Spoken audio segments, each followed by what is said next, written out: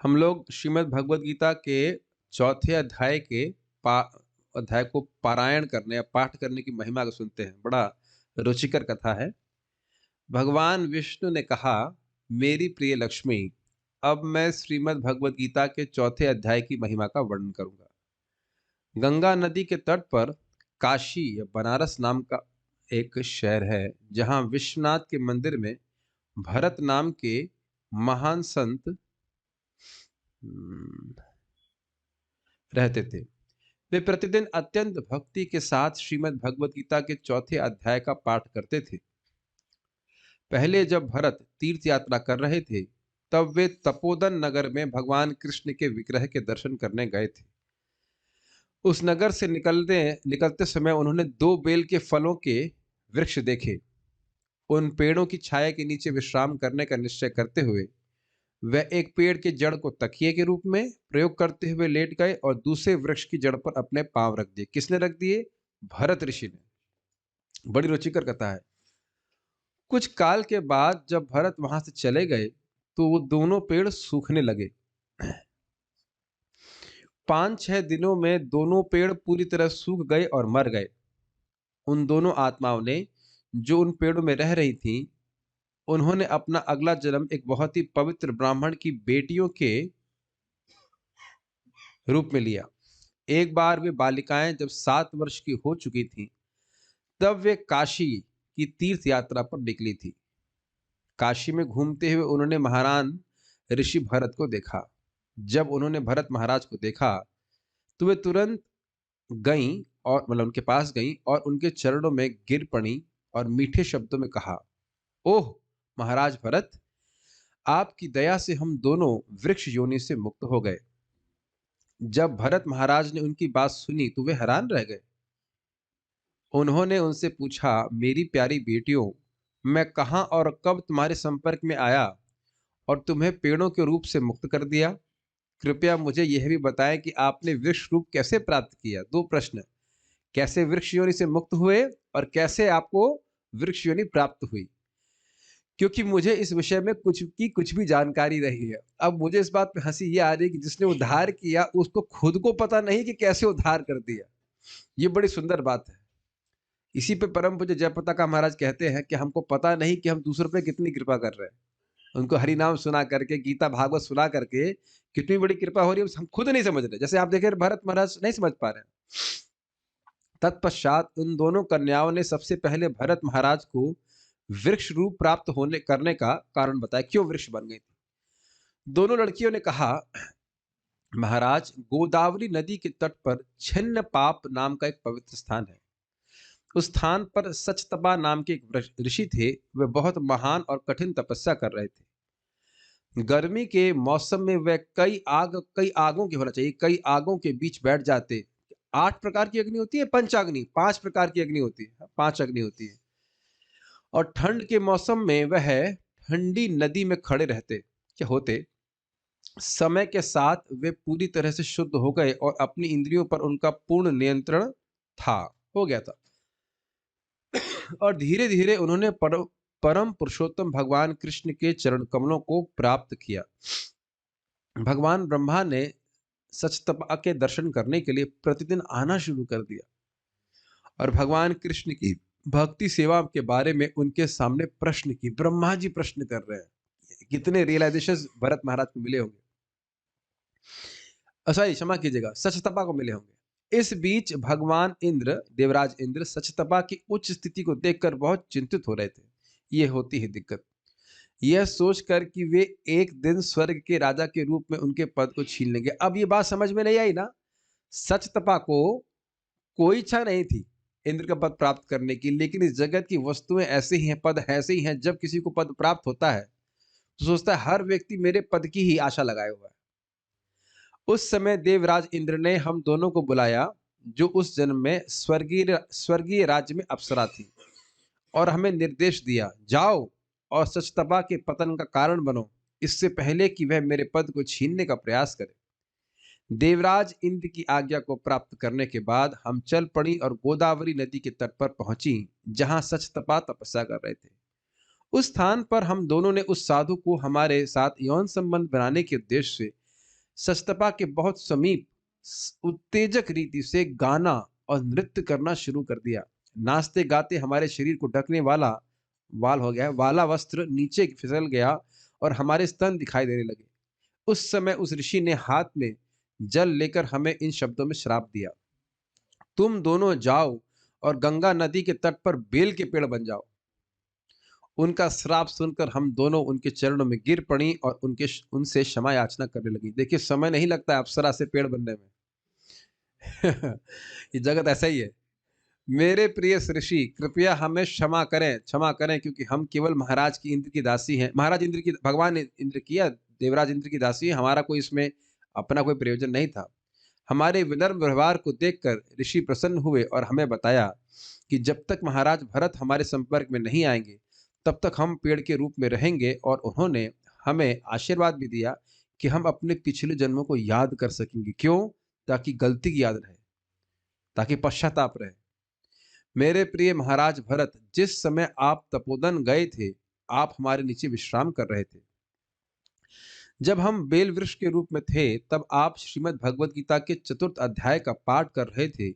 और इस पाठ को सुनकर हम न केवल इस वृक्ष रूप में मुक्त हुए और एक भक्त परिवार में जन्म प्राप्त किया, अपितु इस भौतिक संसार में सुख लेने की सभी इच्छाएं हमने खो दी। देख रहे हैं, एक शुद्ध भक्त से श्रवण करने का बात। अब आप बताइए, प्रमाण है ना कि भगवत गीता भी पेड़ भी सुनते हैं। बताइए, पेड़ भी भगवत गीता सुनते हैं, और फिर इंसानों का तो कहना है क्या। भगवान, और उनका उद्धार भी होता है। भगवान विष्णु ने कहा, मेरी प्यारी लक्ष्मी, जब उन 2 लड़कियों ने भरत महाराज के सामने अपना इतिहास सुनाया तो बहुत खुश हुए और अपने आश्रम के लिए चले गए। उन 2 लड़कियों ने जीवन भर ध्यान से श्रीमद् भगवद गीता के 4थे अध्याय का प्रतिदिन पाठ किया और मेरे चरण कमलों की भक्ति प्राप्त करी, यानी उनके भगवान के धाम वापस गई। श्रीमद् भगवद गीता अध्याय 4। श्री भगवान उवाच, इमं विवस्वते योगं प्रोक्तवाहनमव्ययं विवस्वानमनभिप्राह मनुरिक्ष्वाकवे ब्रवीत्। एवं परंपरा प्राप्तम इमं राजर्षयो विदुः सकाले नेह महता योगो नष्टः परन्तप। स एवायं मया तेद्य योगः प्रोक्तः पुरातनः भक्तोऽसि मे सखा चेति रहस्यं हि एतद् उत्तमम्। अर्जुन उवाच, अपरं भवतो जन्म परं जन्म विवस्वतः कथमेतद् विजानीयां त्वमादौ प्रोक्तवानिति। श्री भगवान उवाच, बहूनि मे व्यतीतानि जन्मानि तव चार्जुन तान्यहं वेद सर्वाणि न त्वं वेत्थ परन्तप। अजोऽपि सन्नव्ययात्मा भूतानामीश्वरोऽपि सन् प्रकृतिर्स्वामधिष्ठाय सम्भवाम्यात्ममायया। यदा यदा हि धर्मस्य ग्लानिर्भवति भारत अभ्युत्थानमधर्मस्य तदात्मानं सृजाम्यहम्। परित्राणाय साधूनां विनाशाय च दुष्कृतां धर्म संस्थापनार्थाय संभवामि युगे युगे। जन्म कर्म च मे दिव्यम् एवं यो वेति तत्त्वतः त्यक्त्वा देहं पुनर्जन्म नैति मामेति सुवर्जुन। वीतराग भय क्रोधा मन्मया मामुपाश्रिताः बहवो ज्ञान तपसा पूता मद्भावमागताः। ये यथा मां प्रपद्यन्ते तां तथैव भजाम्यहम्। मम वर्तमानुवर्तन्ते मनुष्याः पार्थ सर्वशः।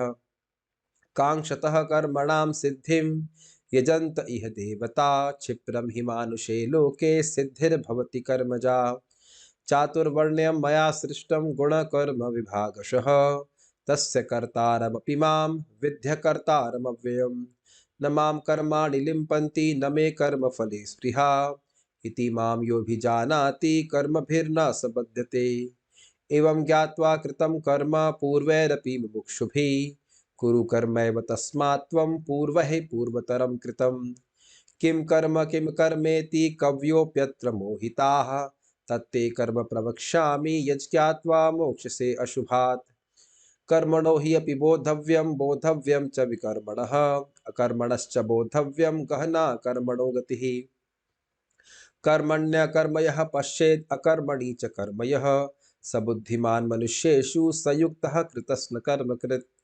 यस्य सर्वे समारंभाः कामसङ्कल्पवर्जिताः ज्ञानाग्निदग्धकर्माणां तमाहु पण्डितं बुधाः त्यक्त्वा कर्मफलासङ्गं नित्यतृप्तो निराश्रयः कर्मण्यभिप्रवृत्तोऽपि नैव किञ्चित् करोति सः निराशीर्यतचित्तात्मा त्यक्तसर्वपरिग्रहः शारीरं केवलं कर्म कुर्वन्नाप्नोति किल्बिषम् यदृच्छालाभसन्तुष्टो द्वन्द्वातीतो विमत्सरः समः सिद्धावसिद्धौ च कृत्वापि न निबध्यते गतसङ्गस्य मुक्तस्य ज्ञानावस्थितचेतसः यज्ञाय चरतः कर्म समग्रं प्रविलीयते ब्रह्मार्पणं ब्रह्महविर्ब्रह्मग्नौ ब्रह्मणाहुतं ब्रह्मेव तेन गन्तव्यं ब्रह्मकर्मसमाधिना दैवमेवापरे यज्ञं योगिनः पर्युपासते ब्रह्मज्ञावपरे यज्ञं यज्ञेनैवोपजुह्वति श्रोत्रादीनीन्द्रियाण्यान्ये संयमाग्निषु जुह्वति शब्दादीन् विषयानि अन्य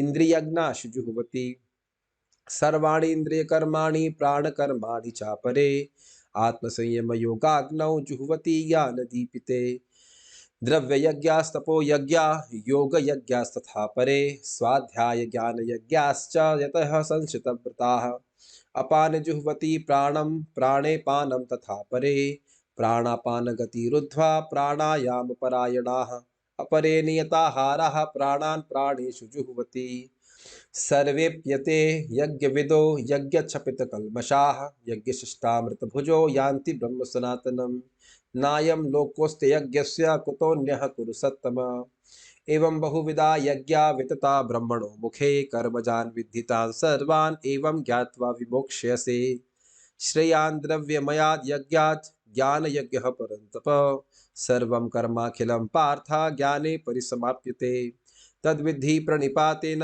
परिप्रश्नेन सेवया उपदेक्ष्यन्ति ते ज्ञानं ज्ञानिनस्तत्त्वदर्शिनः यज्ञात्वा न पुनर्मोहम् एवं यास्यसि पाण्डव ये न भूतानि शेषाणि द्रक्ष्यस्यात्मन्यथो मयि अपि चेदेसि पापेभ्यः सर्वेभ्यः पापकृत्तमः सर्वं ज्ञानप्लवेनैव वृजिनं सन्तरिष्यसि यथेधांसि समुद्भोग्निर्भस्मसात् कुरुते अर्जुन ज्ञानाग्निः सर्वकर्माणि भस्मसात् कुरुते तथा न हि ज्ञानेन सदृशं पवित्रमिह विद्यते तत्स्वयं योगसंसिद्धः कालेनात्मनि विन्दति श्रद्धावान् लभते ज्ञानं तत्परः संयतेन्द्रियः ज्ञानं लब्ध्वा परां शान्तिम् अचिरेणाधिगच्छति अज्ञश्चाश्रद्धानश्च संशयात्मा विनश्यति नायं लोकोऽस्ति न परो न सुखं संशयात्मनः योगसन्न्यस्तकर्माणां ज्ञानसञ्छिन्नसंशयम् आत्मवन्तं न कर्माणि निबध्नन्ति धनञ्जय